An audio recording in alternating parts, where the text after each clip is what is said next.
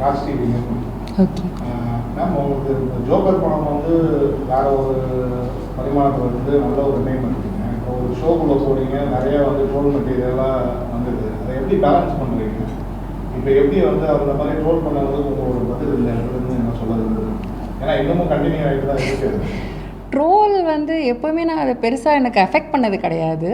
ஏன்னா அதுக்கு எப்படி நான் ரியாக்ட் பண்ணுறேங்கிறது தான் என் கண்ட்ரோலில் இருக்குது.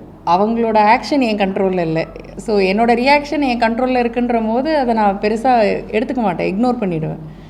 அதனால் என்னோடய ஒர்க் அஃபெக்ட் ஆகிறது கிடையாது. எந்த டைரக்டருமே இவங்களை வந்து இந்த ஷோவில் இப்படி ட்ரோல் பண்ணிட்டாங்க, நம்ம கதைக்கு வேணான்னு நினைக்கல. அதுக்கப்புறம் தான் நான் வந்து ராமாண்டலம் பண்ணேன், நண்பகல் பண்ணேன், இப்போது இது பண்ணியிருக்கேன்.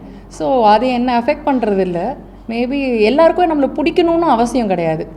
ஸோ பிடிச்சவங்க என்னை ஏற்றுக்கிறாங்க, பிடிக்காதவங்க அவங்களுக்கு தெரிஞ்ச விதத்தில் ட்ரோல் பண்ணுறாங்க.